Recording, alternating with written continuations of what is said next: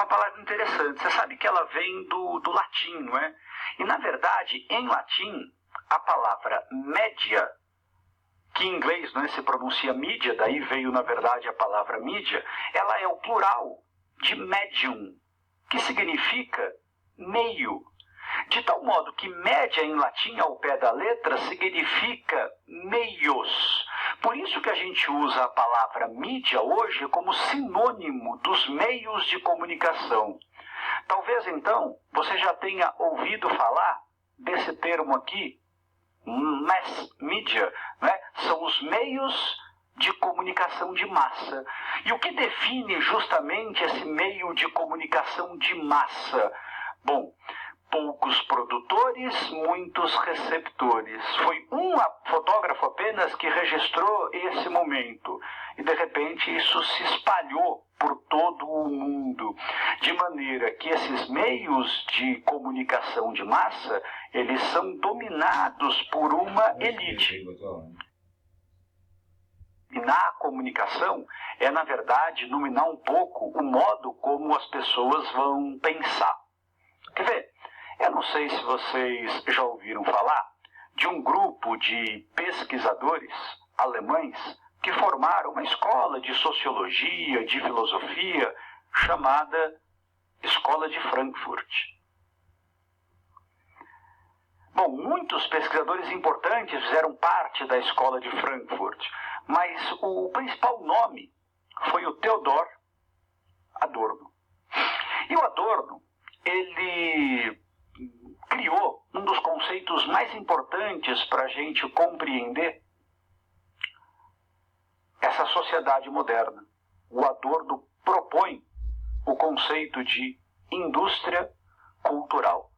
Quando ele diz que no mundo capitalista tudo se torna mercadoria, todos os objetos culturais, eles passam a ser vendidos como se fossem uma mercadoria industrializada. Isso vale para a arte, isso vale para os meios de comunicação, isso vale para as notícias. Tudo precisa gerar um lucro. Pensar que o Adorno, ele começou a pensar nisso nos anos 30, ele começou a pensar nisso, né, basicamente analisando o cinema, analisando a música. Ele não imaginou depois o que ia acontecer com a televisão e o que ia acontecer com a internet, e a gente vê cada vez mais que a gente está submetido a essa indústria cultural que busca justamente essa padronização. Bom, a indústria cultural gera inevitavelmente uma reificação.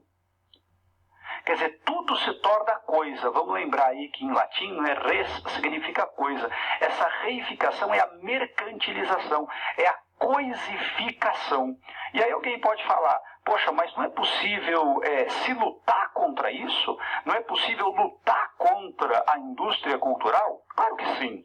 Um exemplo disso é quando a gente valoriza aquela cultura que a gente chama de cultura de raiz, que não necessariamente passou pela indústria cultural, que não se tornou ainda cultura pop.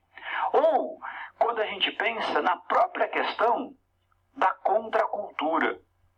Nos anos 60, principalmente, a gente pode citar o caso do movimento hippie, surgiram várias manifestações de contracultura, que é justamente uma luta contra a indústria cultural, contra a reificação, contra esse mundo exageradamente consumista. Agora, por que é tão difícil lutar contra a indústria cultural? Por que é tão difícil lutar contra a reificação? Justamente porque os tais meios de comunicação, vamos voltar aqui, não é? Porque os mass media, eles têm muita força. E como eles estão concentrados nas mãos de poucas pessoas que fazem parte da elite econômica, esses meios de comunicação têm o poder de impor a sua maneira de ver o mundo. Então, fazer parte da contracultura é lutar contra essa concentração dos meios de comunicação nas mãos de poucas pessoas. Basta você pensar no fenômeno brasileiro. Hoje a gente tem basicamente 6, 8 grupos que comandam as televisões, os rádios, os jornais e as grandes revistas no Brasil. Isso dificulta a pluralidade, isso dificulta a solidificação de uma cultura de raiz. Isso, na verdade, apenas aumenta a padronização e, desse modo, se torna muito mais fácil vender esses objetos culturais pasteurizados, que, na verdade, não incentivam ninguém à reflexão crítica. Ok? Temos exercício para fazer. Vamos ver como é que você se sai?